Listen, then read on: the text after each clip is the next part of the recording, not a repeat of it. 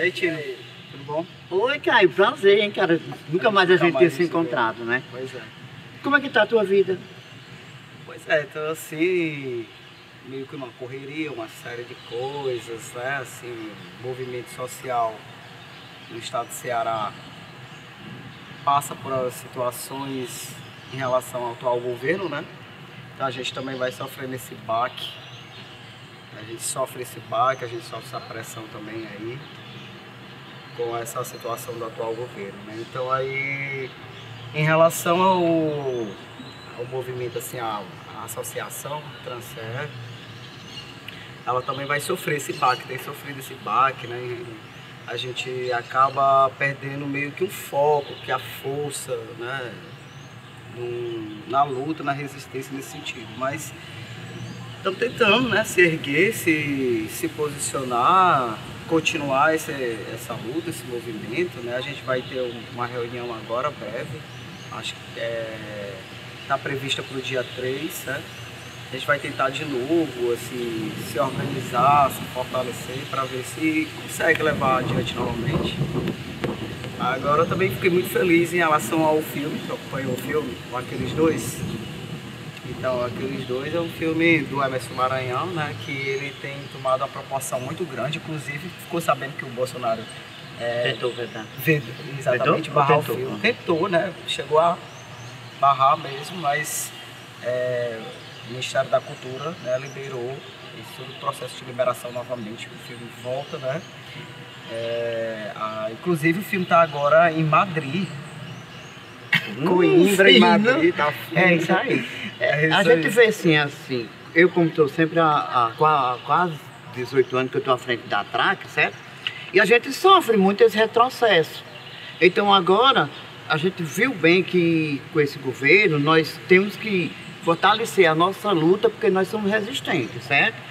Então a TRAC continua fazendo a sua militância, entendeu? Mesmo sem ter apoio de A ou de B, nós estamos na luta, porque nós somos resistentes.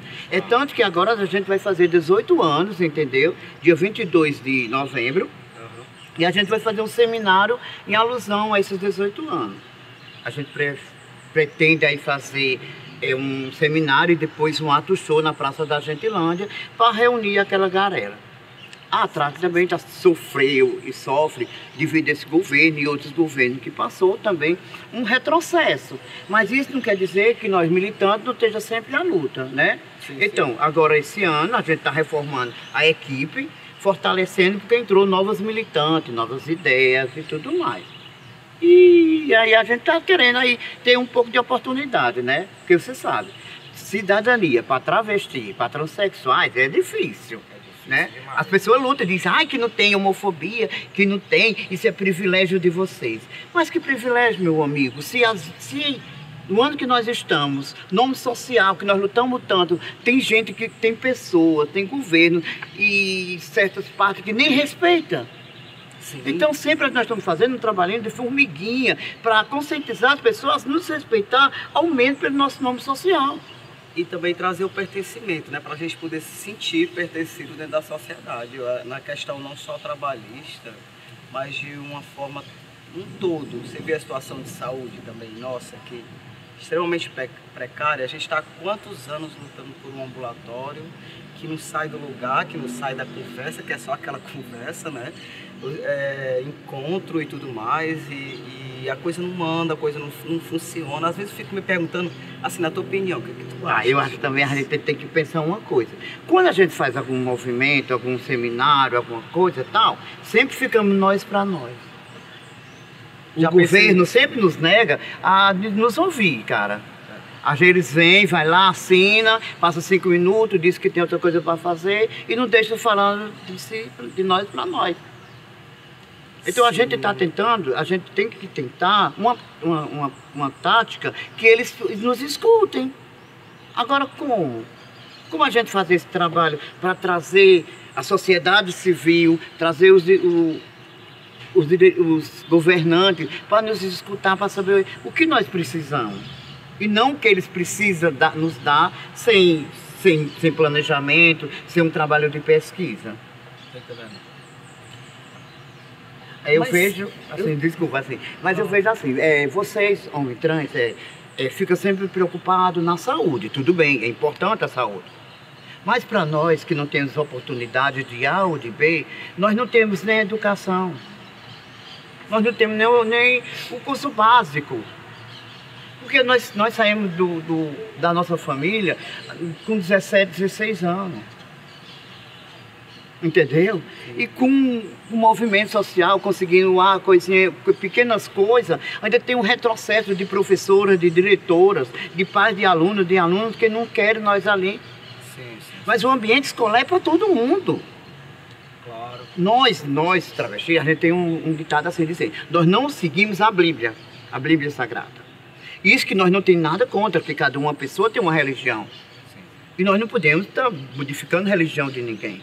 A gente segue muito bem o livro da Constituição, que é o direito de ir e vir. Nossos direitos, Caio, tem que permanecer. Não é entrar um governo e tirar nossos direitos, não. Então, pois é, mas assim o que eu vejo aqui no estado do Ceará é que não caminham essas políticas, as nossas políticas não caminham. Eu fico me perguntando por que essas políticas não caminham.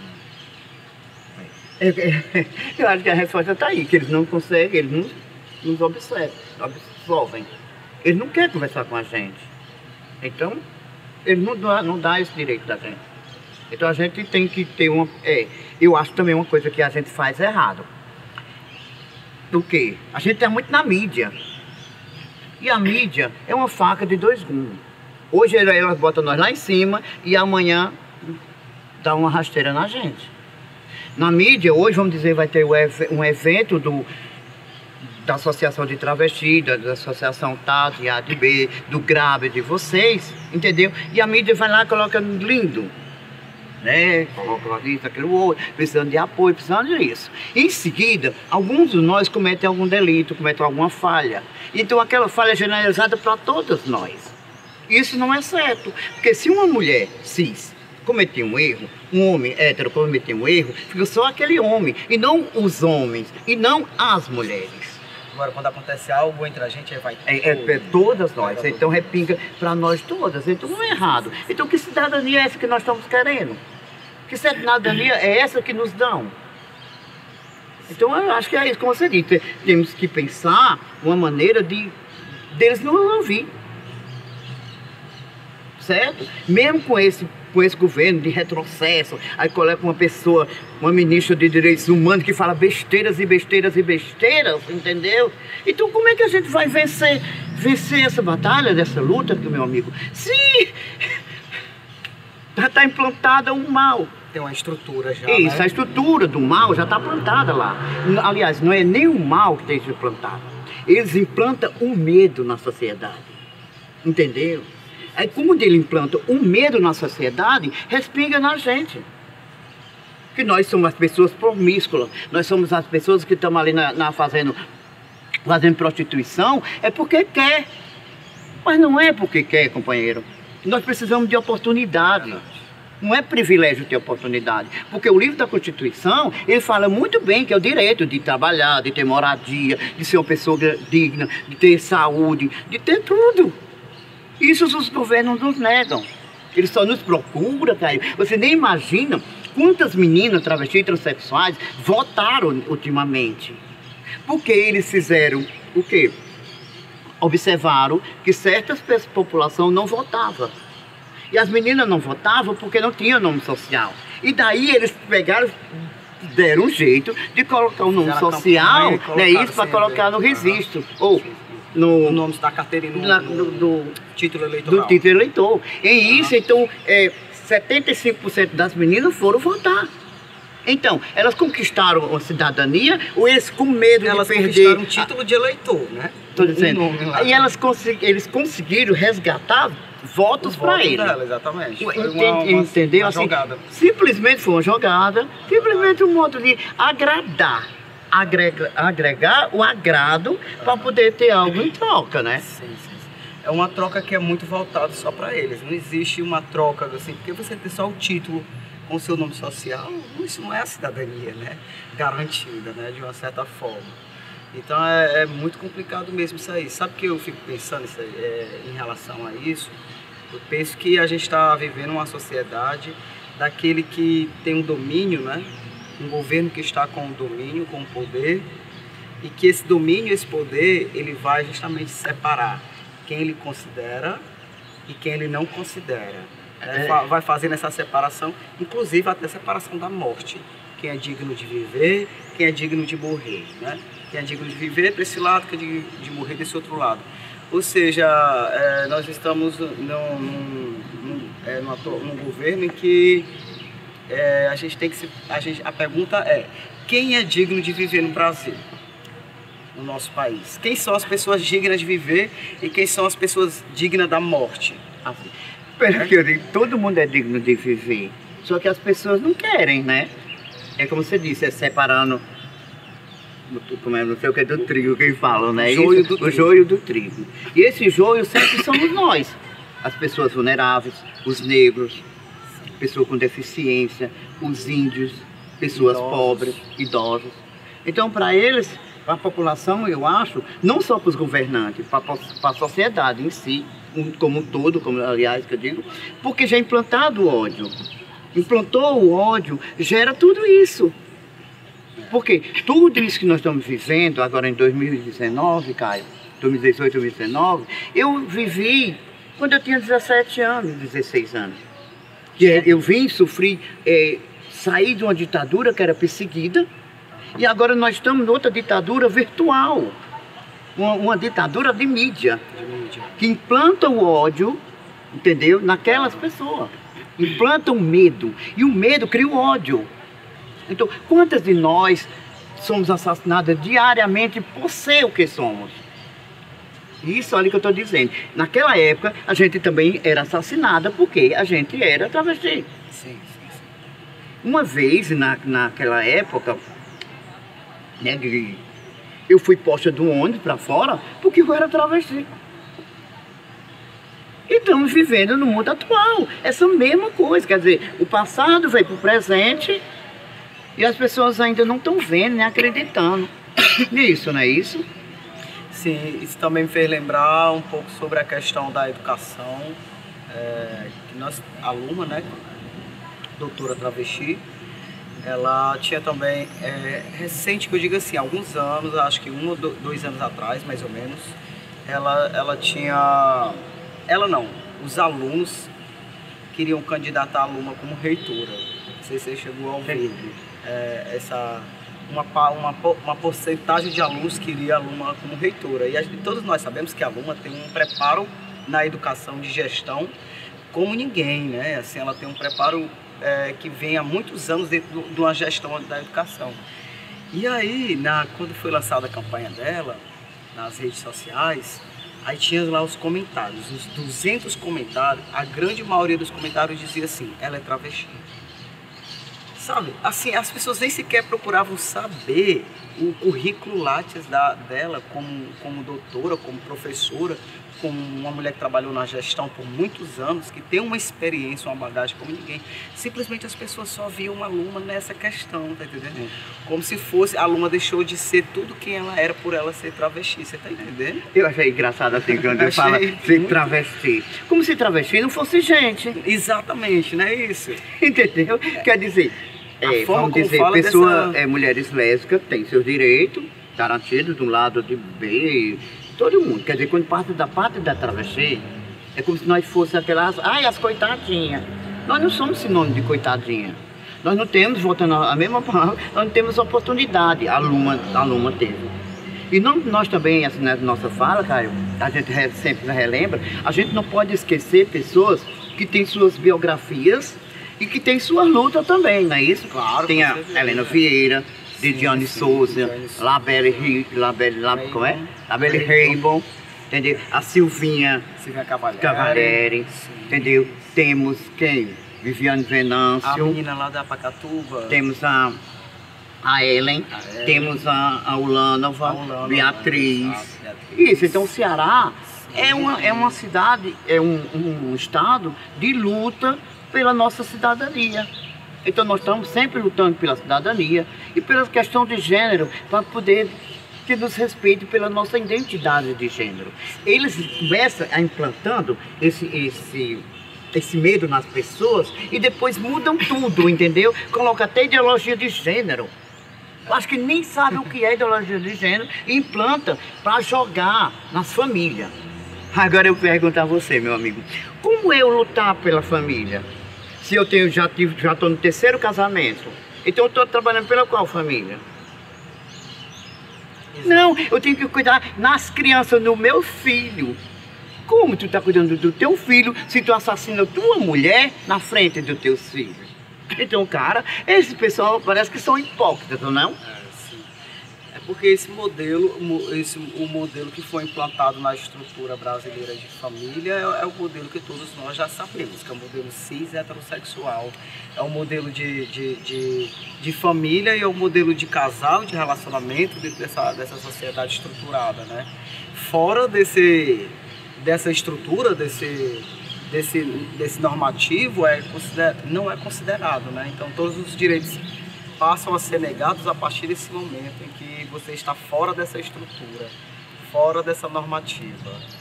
Então o maior desafio hoje de se manter no Brasil é superar, não é nem superar, é desafiar essa estrutura, sabe?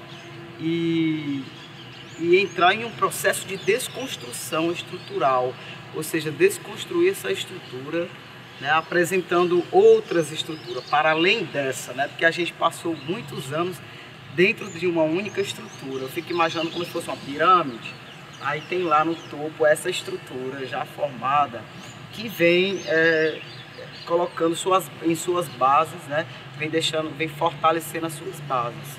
E as outras estruturas dominadas por essa estrutura, entendeu? Uhum. Então, eu vejo assim, essa estrutura está bem formada, como tu disse. Isso já vem de muitos anos. Mas eles não vão observar que esse sistema está falido. Esse sistema não é o que a população quer. É naquela época que existia aquilo que eles queriam ser. Agora não é. Família é família, não é pai e mãe. Biológico. E biologicamente não.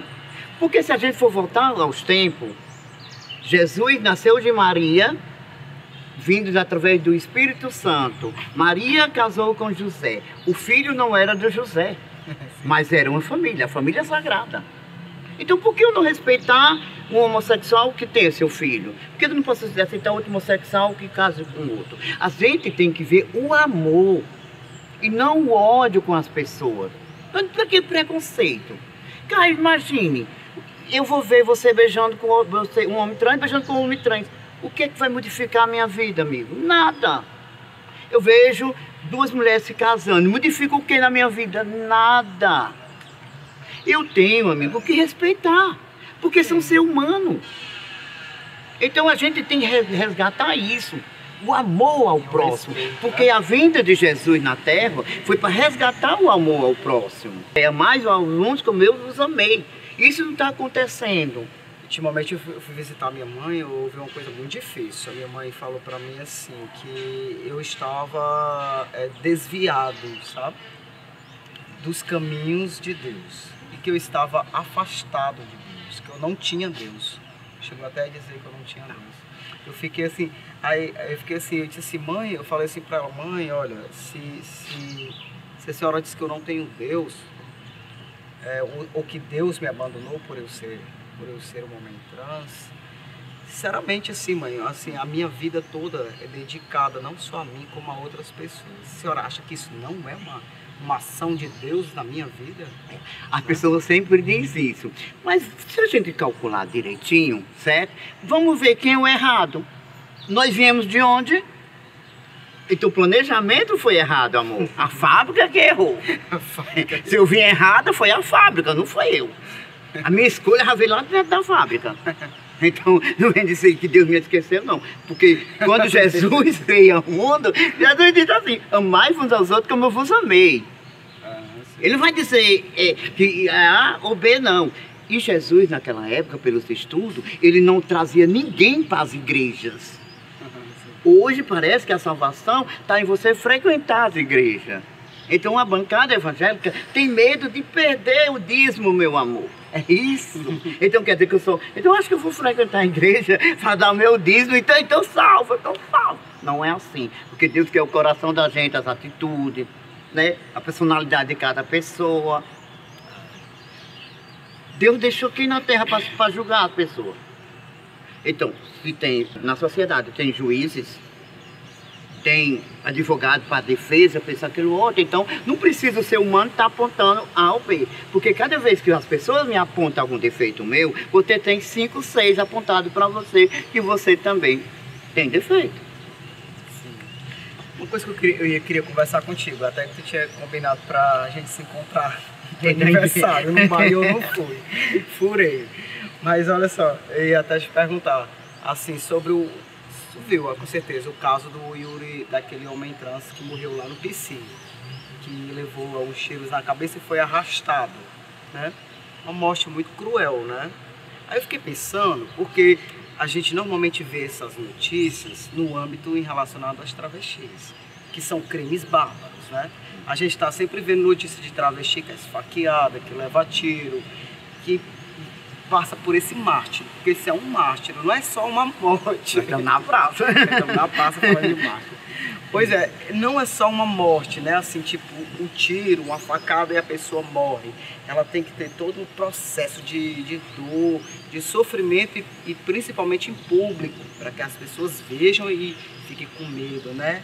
Não é isso. A implantação do medo, como eu te falei. Implantação do medo, né? Inicialmente é isso, eu ia te perguntar. Então, eu nunca vi na vida, a minha vida, eu nunca vi assim uma morte tão bárbara. Deve ter acontecido em outros estados e com outra situação, mas relacionada a homens trans é a primeira vez que eu vejo uma morte bárbara, né? Então assim, eu fiquei muito chocado com aquilo, porque me fez lembrar a situação das travestis, né? E na situação das travestis, quando elas morrem assim, aí sai a notícia dizendo que elas estavam ligadas à prostituição, de que elas estavam ligadas com coisas ilegais e por isso morreram desse jeito.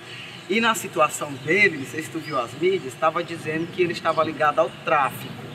Ou seja, está sempre nos ligando a uma irregularidade social, chamada irregularidade social. Como quem diz assim, morreu porque merecia, morreu porque estava fazendo coisas erradas, então não façam coisa errada, sabe? Aí eu ia te perguntar assim, o que tu achou dessa situação, desse crime bárbaro aí, né? Assim, se falar do crime assim, porque nós não conhecemos pessoa nem pessoa, né? Isso. Mas a gente está para o quê? Para defender. A associação existe para defender o episódio que aconteceu. É como eu te falei no começo, a mídia, quando ela quer, ela bota você lá em cima. Passou aquela etapa de pesquisa, de você ajudar elas fazer seus TCC, aí vocês é escândalo. Então, tudo que é cometido com a gente, entendeu? Eles não revertem realmente, como se eles tivessem a autodefesa. Quer dizer que nós que procuramos a prostituição, nós procuramos droga, nós procuramos ser assassinados, nós procuramos tudo. Então, ele joga aquela culpa nas pessoas vulneráveis. Quer dizer, eu sou pobre porque não, você está procurando ser pobre. Sim. Fica até difícil, piada, né? É uma piada, assim, é difícil, assim, piada. que é um caso sério, essas mortes cruéis. A gente tem que ver casos de homofobia, de transfobia, ou não casos de transfobia, mas isso não é o caso da gente apontar, porque nós não somos juízes, como eu tenho falado, e a gente tem que preparar o quê? Tentar preparar as meninas e os meninos, se preparar para que não chegue a cometer isso. Sei que a sociedade é grande, se A ou B tudo comete erros, porque nós também não podemos cometer. Nós somos pessoas, nós somos seres humanos. Mas quando um A ou B comete, aí vem pencas de advogado, mas aí tem um porém aí, dizendo que tudo ali é tudo mentira, que isso, aquilo, outro. Né? Que eles são santos, que são isso, aquilo, outro. Quando é nós, parece que a sociedade já joga tudo. Já vai tudo de uma vez. O peso já é tão grande que a gente já sofre, sabe? Quando a gente já lê, eu leio uma matéria, eu já sofro com peso, assim, ai, já doeu aqui, porque eu sou ela. Mas sabe o que eu fico? Ó, por exemplo, me diz quantas mulheres cis que mesmo que sejam pobres e mesmo que estejam na prostituição ou que no uso de drogas e venda de drogas, que morrem e são assassinadas como Dandara foi. Ou homens cis, que mesmo que sejam pobres e que estejam envolvidos com o tráfico, que foram assassinados como Yuri, que assim arrastado na rua.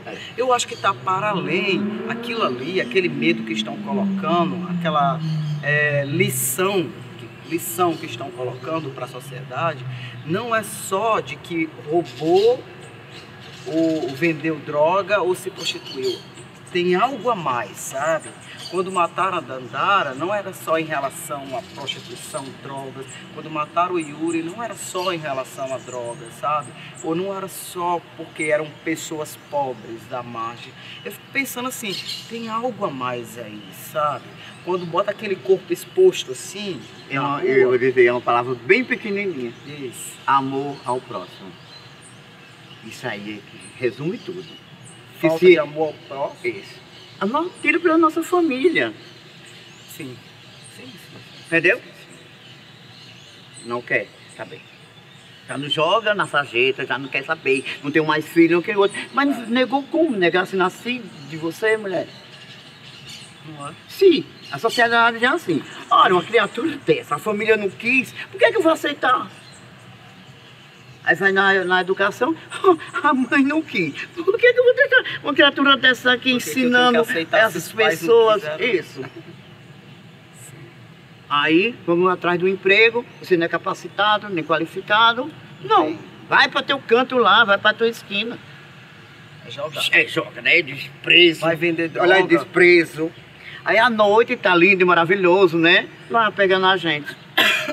E às vezes, muitas vezes nos assassina, né? E muitas vezes são casados. Muitas vezes tem sua religião, sua família.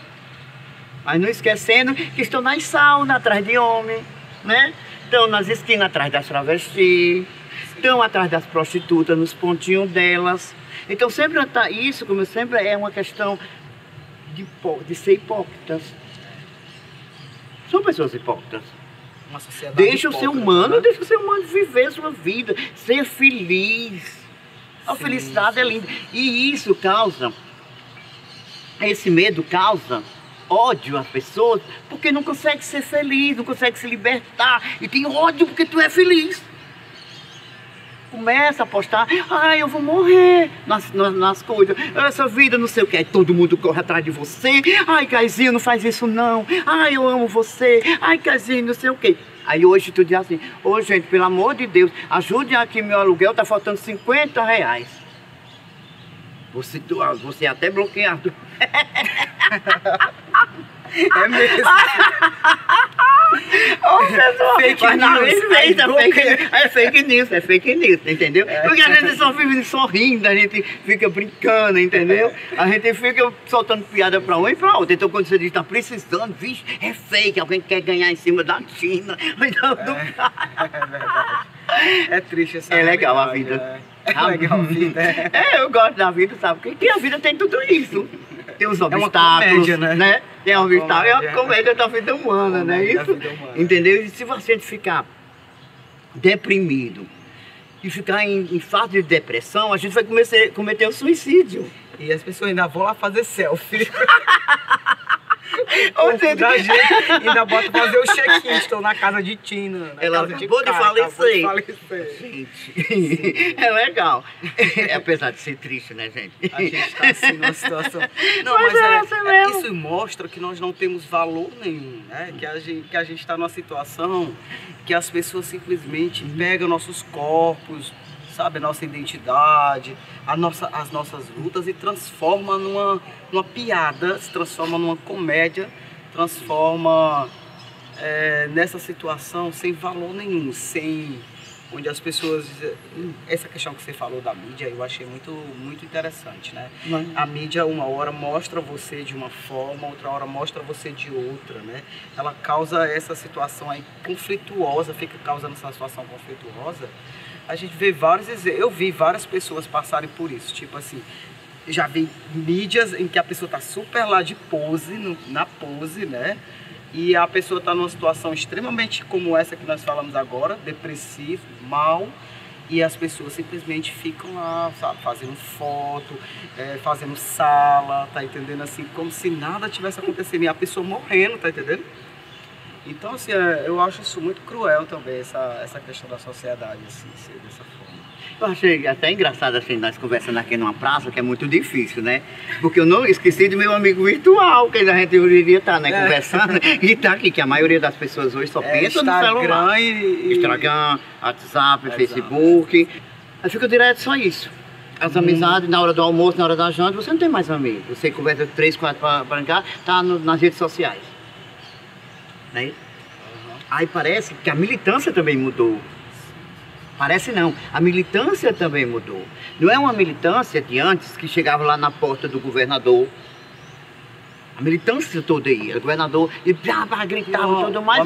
Hoje em dia fica todo mundo na mídia. Militância virtual, né? Agora. Aí você vem, ô fulano, vamos ali no prefeito, vamos fazer isso, aquilo, outro.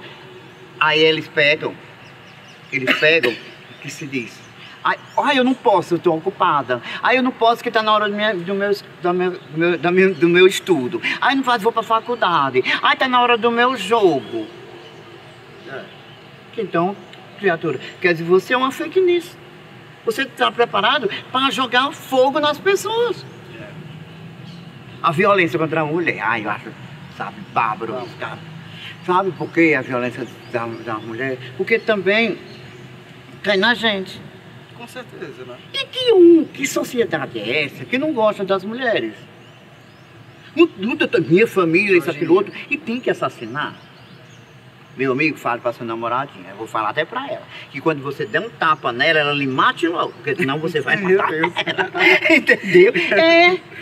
Na hora que você der um tapa nela, matando sério, tá brincadeira, né? Que a gente tem que sorrir também. Ela tem que fazer uma denúncia.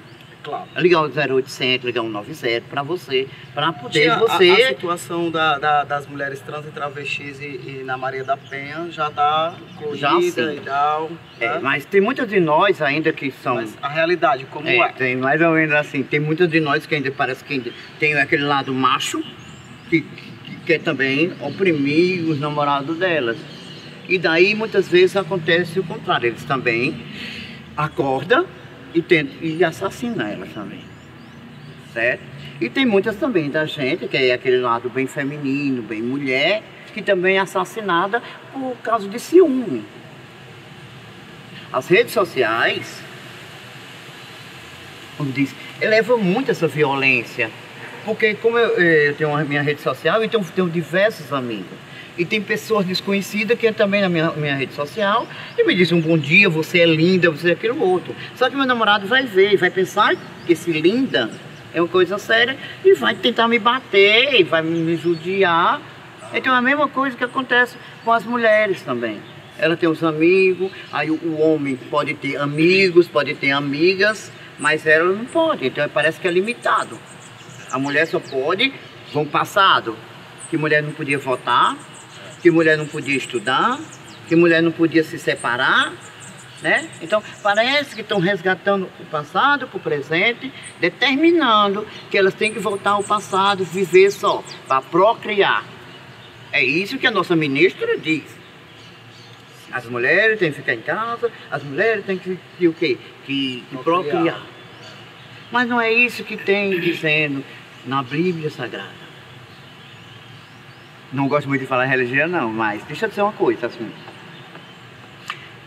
Atualmente, as bancadas evangélicas fazem o seguinte.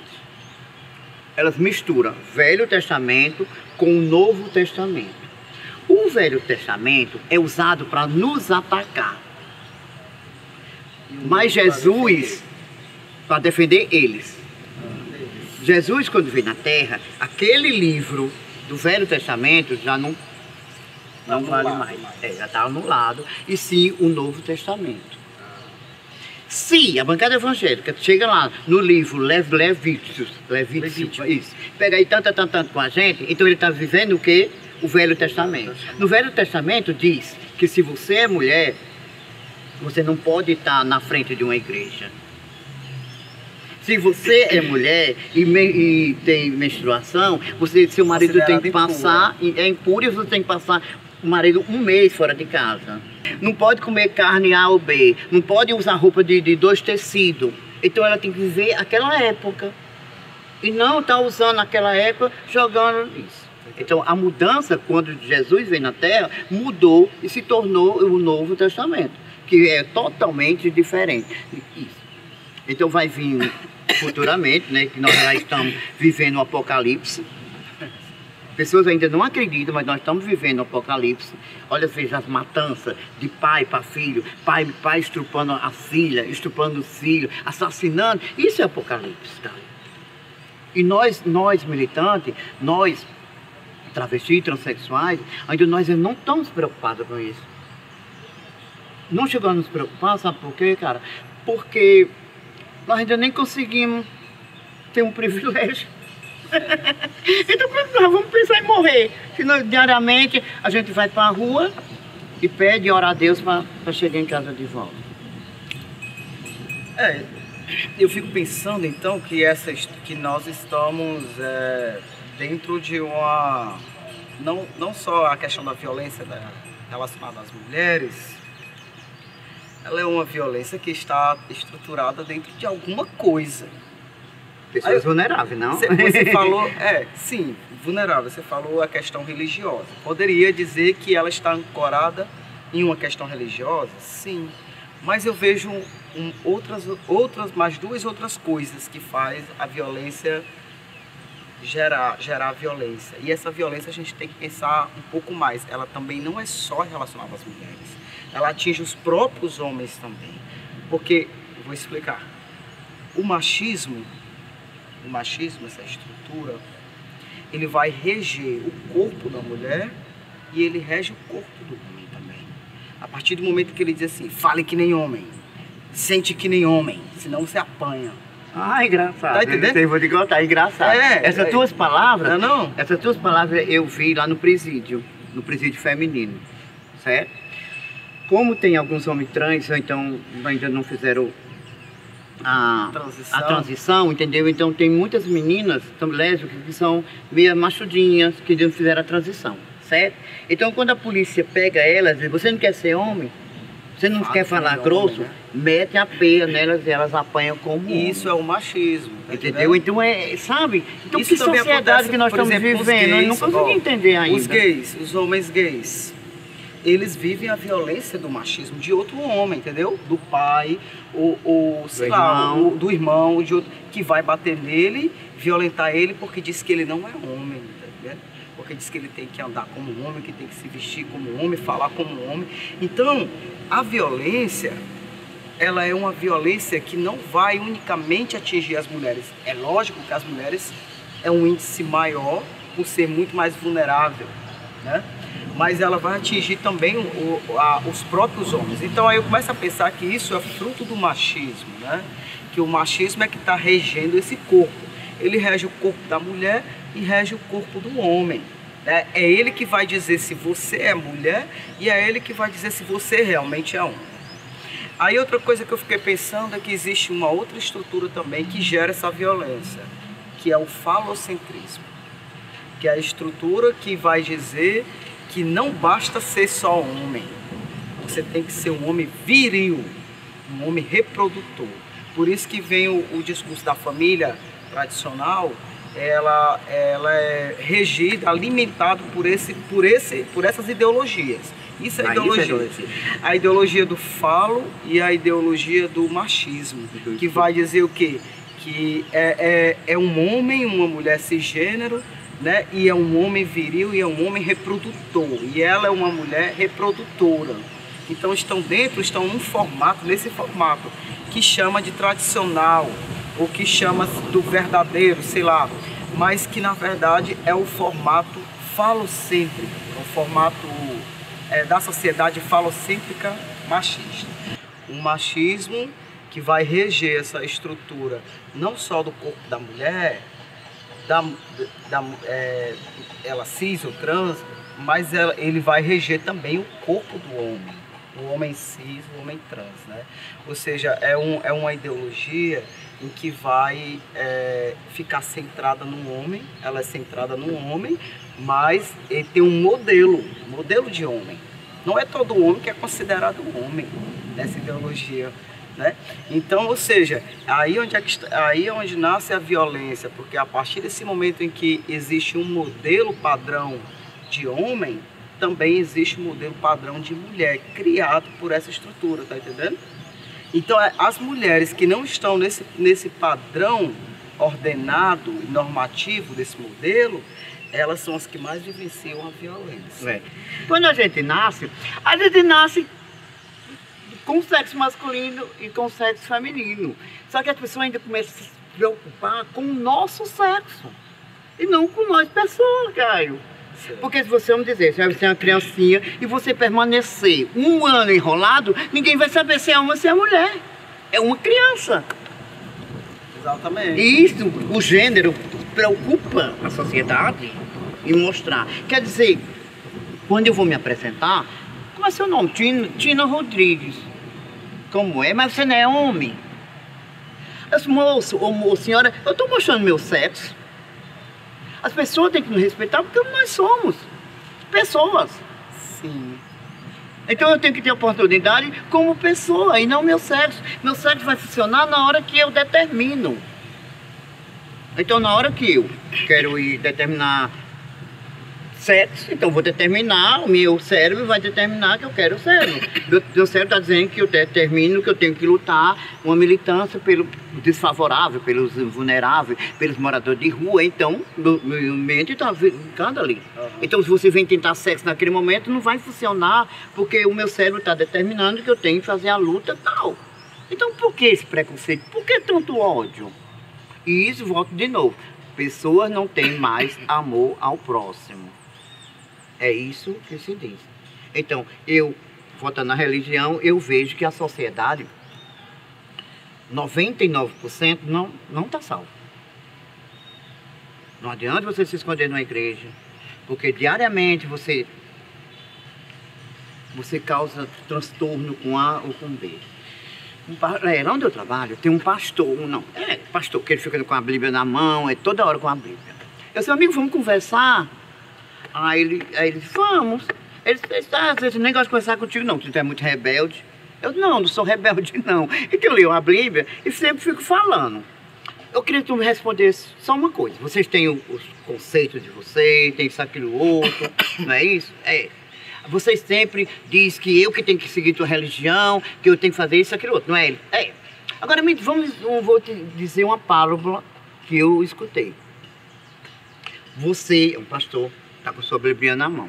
Vai passando uma travesti e um homem rico. Assim. O homem rico não é...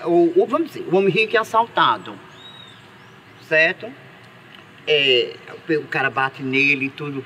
Bate nele, causa nele. Acidentalmente mesmo ele fica mutilado. O que é que você faz? Você socorre, você chama a polícia, o que é que você faz? Ou você bate uma foto e coloca na rede social? Que é mais comum. Calma, não responda agora não. Em seguida você vê uma pessoa, uma criança no chão, chorando, pedindo uma comidinha, R$1, tá? Tudo bem que a gente pode dar dinheiro à criança. Mas a criança está passando fome e você está passando. E você está levando comida para seus filhos. Você tem coragem de dar uns biscoitinhos àquela criança? Calma, responda não. Em seguida vem um senhor de idade, velhinho, quase sem poder andar. E você tem condição de dar uma carona a ele. O que é que você faz dessas 3 casos? Do primeiro, eu bati uma foto na rede social. Que é um pastor dizendo. Sim, sim. O segundo, ele disse que não dava comida, que não ia tirar dos filhos dele para dar à criança não, porque que mandou os pais dele botar no mundo. Em terceiro, ele disse não, que sei lá, podia ser um ladrão. Mas depois, olha, nós homossexuais, nós travestis, no primeiro caso, a gente ia socorrer aquele homem e a gente ia chamar a polícia para socorrer ele. No segundo caso, a gente ia socorrer aquela criança que ela estava com fome. E quem sabe a gente podia até ajudar a família dela. no terceiro caso, a gente acolhia aquele senhor. Porque aquele senhor podia ser Deus, seu filho de Deus, lhe testando. Então, meu amor, então pare de me julgar, pare de me apontar, que eu acho que eu mereço o reino do céu, e você não. Aí sai fora. E eu sabia que você era rebelde, isso, aquilo, outro. Eu dei uma lição a você. Porque eu também estudo a Bíblia. Eu ia falar sobre essa questão. Do macho e da fêmea? Não, essa questão da leitura, né? Que é os nossos olhos, a gente está sempre lendo as coisas. E a gente lê de acordo com o que foi ensinado, né? Porque foi ensinado pra gente que ter barba é uma leitura de homem, né? Foi ensinado que não ter barba é uma leitura de mulher, cabelo grande, né? Foi ensinado que é uma leitura feminina, determinadas roupas, isso e aquilo. Então a gente cresce nessa cultura que foi imposta e ensinada do masculino e feminino a partir de signos, né? De performance. Você nem sabe se a pessoa se sente como homem ou mulher, mas só o fato de você ler aqueles signos, você vai identificar daquele jeito, porque você aprendeu assim, você foi ensinado assim. Você nem sequer ao menos perguntou, você se considera mulher, se considera homem, você já vai dizendo que aquela pessoa é um homem, que é uma mulher, que é parte do sexo. As pessoas vêem sexo. Não, mas é aí, né? Isso que eu tô dizendo, as pessoas nem vêem, ninguém vê a genitália de ninguém. Como é que você diz que aquela pessoa é mulher ou é homem se você não está vendo a genitália dela? Então você parte inicialmente pela questão da leitura dos signos. Aí você vai querer buscar esses signos e através desses signos você vai querer afirmar que aquela pessoa é homem ou mulher. Não existe mais, isso é uma questão de performance, não existe mais, não é que não existe mais, não existe a performatividade, que é a identidade estilizada, que é aquela questão de que está para além do que você está vendo. Você pode estar vendo um signo masculino em mim, você pode estar vendo um signo feminino em mim. Isso pode dizer que na sua leitura eu posso ser entendido como um homem, eu posso ser entendido como uma mulher, mas a leitura quem faz somos nós. Que é uma questão de autoafirmação, né? De uma identidade autoafirmada, não afirmada mais pelo outro. Essa questão de que o outro vai ficar dizendo, não é mulher, não é homem, a partir da sua leitura, ou a partir da leitura que a sociedade colocou como imposição e ensinamento do que é homem e a mulher, o outro é negado o tempo todo o direito dele de dizer. Tem até uma antropóloga que chama Spivak, o nome dela, que ela escreveu um livro, que o nome do livro é Pode o Subalterno Falar? Ela faz uma pergunta para a sociedade, né? Ela vai falar sobre a história das mulheres na Índia, um determinado grupo de mulheres na Índia que vivia uma cultura da imposição, de que elas, quando o marido morria, elas tinham que morrer cremadas junto com eles, vivas, sabe? Então, a subalternidade, ou seja, as pessoas não podem dizer por si, não podem falar por si, não podem se afirmar por si, né? Porque tem uma imposição ali. Então nós vivemos na subalternidade, onde as pessoas ficam lendo e dizendo quem nós somos. Como assim? Então a gente tem que desconstruir essa leitura, desconstruir essa prática cultural de que o outro fica falando pela gente, dizendo que não, eu vejo que você é mulher, eu vejo que você é homem, tá entendendo? E a gente não pode, nós mesmos não podemos falar que nós somos. É engraçado. E qual direito a sociedade tem de dizer que eu sou A ou B? Eu acho que a sociedade tem direito simplesmente de nos respeitar. O respeito ao ser humano é muito mais importante do que determinar se A é B ou B é C. Então a sociedade, como diz, nós temos que fazer isso sim. Mas como é que nós podemos mudar se nós estamos na política, politicamente, num governo que nega tudo? Sim.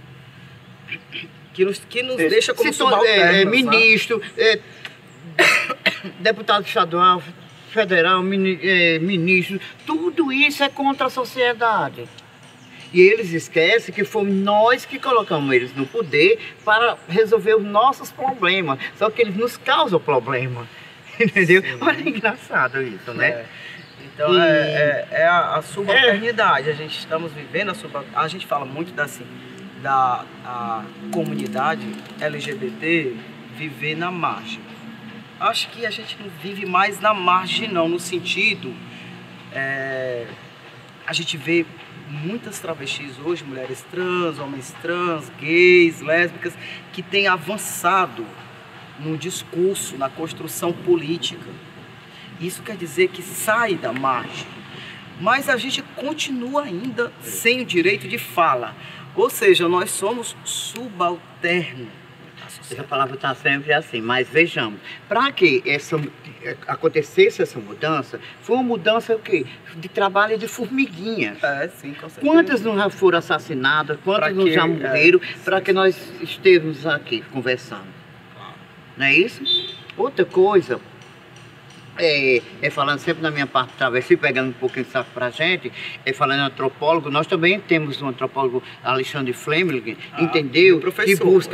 Que buscou falar no livro dele, O Voo da Beleza. O Voo da Beleza, tem até um entendeu? filme. Tem um filme também. Entendeu? Que ele fala dessa transição das meninas do Brasil para a Europa. O porquê elas estão fazendo isso, o porquê elas fizeram isso, certo? Porque na Europa, algumas delas, a maioria delas, são tratadas como ser humano. Tem violência? Tem sim. É negado isso e alguma coisa? É negado sim. Mas se uma travesti ou uma transexual adoecer nesse país, na Europa, em qualquer canto, ela é tratada no hospital como se fosse uma cidadã europeia. Ela tem todo tipo de medicamento, de tudo, de graça. Saúde muito avançada. De graça. Entendeu? E ela só sai do hospital liberada quando tiver boa. Diferente do nosso SUS, que a gente tem que marcar uma consulta. É um descaso sério. E estou falando isso sem falar nas pessoas que têm HIV. As pessoas que têm HIV, que são travestis, que são transexuais, são as que mais sofrem. Porque nós sobrevivemos através da prostituição. Se a gente não tem como trabalhar mais, como é que nós vamos se alimentar? Como é que nós vamos ter o dinheiro para pegar o transporte para ir até no hospital? Você chega às 7 horas da manhã, sem tomar café, e vai sair de lá 4, 5 horas da tarde sem comer nada. É um descaso muito grande, principalmente para as pessoas que têm HIV também. Ah, Tina, vamos ter que falar isso? Vamos sim, que é a realidade. Nós não temos ajuda de nada. Aí muita gente diz assim, que nós pegamos HIV porque quis pegar. Como é que eu vou querer pegar uma doença? Tocou num assunto muito interessante, que eu ia te perguntar também, essa situação em relação ao HIV/AIDS no Brasil. As políticas, né? Eu ultimamente ando participando muito dos encontros, né? Até porque a gente precisa, a política vai dizer que a política não é só para quem vive com HIV/AIDS, mas é uma política que ela é para quem convive com HIV/AIDS. Isso significa que ela é uma política que tem uma preocupação para além da pessoa que vive com HIV/AIDS. Ela se preocupa também com as pessoas que estão convivendo no intuito de não só a prevenção, mas também no intuito de fortalecimento da política, né, para que as políticas andem realmente de uma certa forma. Tem esse contexto assim que ele é muito interessante e responsável nesse sentido. Mas aí eu participei desses últimos encontros e observei duas coisas. A primeira é que eu percebo que a nossa política de saúde em relação a HIV/AIDS e STs, ela tem dado passos avançados, ela tem dado alguns avanços no sentido de técnicas utilizadas principalmente nas informações. Mas duas coisas muito me incomodam. A primeira é que as tecnologias utilizadas, por exemplo, de prevenção, a gente ainda está muito, não atrasado, mas a gente ainda não desenvolveu ainda tecnologias de prevenção de saúde. Porque a gente só tem o preservativo, como praticamente a gente sabe, a gente tem PrEP, a gente tem agora as medidas também tecnológicas de grande avanço também. Mas eu fico pensando assim, para quem e até onde essas tecnologias alcançam. O que eu estou querendo dizer com isso é o que eu sempre questiono nos eventos. Essas tecnologias, elas também estão preparadas, por exemplo, pensando em outras pessoas, para além da questão do homem cisgênero, para além da travesti, para além das mulheres cis, por exemplo, homem trans, é pensado uma tecnologia de prevenção para homens trans, né, assim, no sentido de corpo, de homens trans que fazem cirurgias em casa, no sentido de relação afetiva e sexual, que não é falado. Hoje em dia aumentou o número de homens trans que se prostituem, que eles têm entrado no mercado da prostituição também. Tem tido um aumento, né, um aumento de homens trans na prostituição. E aí, quando a gente vai discutir essa política de HIV/AIDS, a gente discute praticamente o corpo do homem cis, o gay, e sempre é o gay, nunca é o hétero, ele nunca tá ali, é o gay, né? E aí discute também o corpo travesti, sabe? E acaba por aí a discussão, acaba por aí, assim, não existe uma discussão mais ampla de outros corpos, de identidade, sabe? Mas é uma cidadania. Questão de cidadania, de HIV também é uma cidadania. A assistência social avançou muito nessa política, certo? Uma política de acompanhamento das pessoas que estão vivendo. A assistência social também se preocupa em aquelas pessoas que estão próximo àquela outra pessoa. É um retrocesso muito ruim para a gente que temos HIV, porque nós não temos apoio de nada. E quando a gente cai numa casa de apoio, Caio, aí vem outro retrocesso, porque a pessoa não nos aceita como nós somos. A pessoa não que vai me tratar mais como Tina, vai querer falar meu nome masculino, certo? Se eu tenho um cabelo grande, eu vou ter que cortar e vou ter que agir como homem, senão a casa de apoio eu não fico. Eu gostei muito de ter te encontrado aqui nesse local, porque esse lugar é muito representativo, né? De uma certa forma, esse local ele tem uma história que nos faz lembrar, né? Como a gente estava falando, o mártir, o sofrimento, a dor, né? A exclusão social. Esse lugar tem esse marco, né? Assim, e mesmo nos dias atuais, mesmo essa praça não mais vivendo essa situação, a gente ainda vive, né? A gente vive essa situação. É uma praça que traz assim um pouco da nossa vida, da nossa história também. Porque aqui à noite, entendeu? Muitas travestis também foram assassinadas no passado, na época da ditadura. Porque a gente fazia prostituição aqui dentro, entendeu? Então quando a polícia nos pegava assim embaixo de uma árvore, a gente sofria muito. Muitas vezes a gente corria nessa ladeira e lá no final, lá, Caio, tinha um motel. Então a gente se salvava muito naquele motel Muralha, entendeu? Quando a gente entrava lá, então como não tinha... eles não tinham direito de invadir o motel, entendeu? Porque tinha pessoas héteros lá, então eles não invadiam, mas ficavam esperando a gente sair, entendeu? Aí muitos só iam para ser presa. Então a gente rezava para não ser presa, porque sabia que podia ser assassinada. Ai, não vou ganhar minha cerveja, nos encontrar aqui. Mas vai dar certo. Valeu, né? Graças a Deus.